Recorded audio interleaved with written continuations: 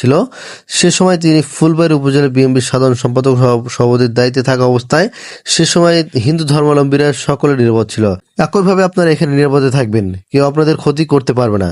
BNP আপনাদের পাশে আছে এবং থাকবে। আওয়ামী লীগ জাতীয় পার্টি মিলে বিএনপির বিরুদ্ধে আন্দোলন সংগ্রাম করে দীর্ঘ একটা দেশের অরাজক পরিস্থিতি সৃষ্টি করেছিল এবং তাদের দাবির প্রেক্ষিতে আমাদের নেত্রী বলেছেন যে ঠিক আছে, তৎকালীন সরকার বলছেন আমরা সংসদে আইন পাশ করে এই ব্যবস্থা করব এবং সকলের দেশের মানুষের কথা চিন্তা করে, দেশের কথা চিন্তা করে সেই সময় আমাদের নেত্রী দেশকে খালেদা জিয়া তত্ত্বাবধায়ক সরকার ব্যবস্থা প্রবর্তন করেছিল।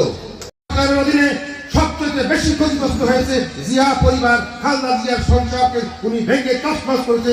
তার সেই সুখের সংসার ছিল যে বাড়িতে দেশপ্রিয়তম খালেদা জিয়া বসবাস করেছিলেন তার 2 সন্তানকে নিয়ে, এবং শহীদ জিয়ার স্মৃতির বিরুদ্ধে সেই বাড়ি ঢাকার ক্যান্টনমেন্টের ময়ূরের বাসা থেকে ওনাকে এক কাপড়ে শেখ হাসিনা যেতে বাধ্য করেছিল এবং প্রশাসনের লোকজনকে বাধ্য করেছিল সেই বাড়ি থেকে বিতাড়িত করতে।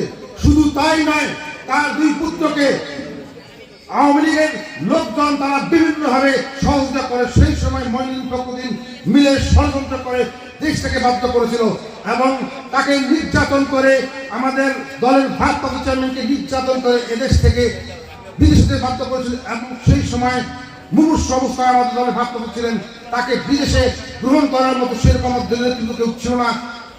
মত বিনিময় সভায় ফুলবাড়ী উপজেলা ব্রাহ্মণ সংগঠনের সভাপতি শ্রী শিবান চক্রবর্তীর সভাপতিত্বে ও উপজেলা বিএনপির সহসভাপতি সহকারী অধ্যাপক কায়সার পারভেজ নান্নুর সঞ্চালনায় বিশেষ অতিথি হিসেবে বক্তব্য রাখেন ফুলবাড়ী সরকারি কলেজের প্রবীণ শিক্ষক অধ্যাপক চিত্তরঞ্জন দাস, উপজেলা বিএনপির ভারপ্রাপ্ত সভাপতি ইউপি চেয়ারম্যান অধ্যক্ষ মাওলানা নবীল ইসলাম, উপজেলা বিএনপির সহসভাপতি সাবেক ভিপি নাজমুল হক নাজিম, সহসভাপতি সাবেক ভিপি আব্দুল মজিদ মন্ডল, পৌর বিএনপির সভাপতি আবুল বাশার, পার্বতীপুর উপজেলা বিএনপির সহসভাপতি ও সাবেক উপজেলা চেয়ারম্যান আমনুল ইসলাম শাহ, বাংলাদেশ পূজা উদযাপন কমিটি ফুলবাড়ী শাখার যুগ্ম আহ্বায়ক বিশিষ্ট ব্যবসায়ী ও সমাজসেবক আনন্দ কুমার গুপ্ত, ফুলবাড়ী কেন্দ্রীয় কালী মন্দির কমিটির সভাপতি সাবেক পৌর কাউন্সিলর জয়প্রকাশ গুপ্ত, মন্দির কমিটির যুগ্ম আহ্বায়ক সাধারণ সম্পাদক সাবেক পৌর কাউন্সিলর হারান দত্ত, শিক্ষক অমল চন্দ্র সহ আরো অনেকে।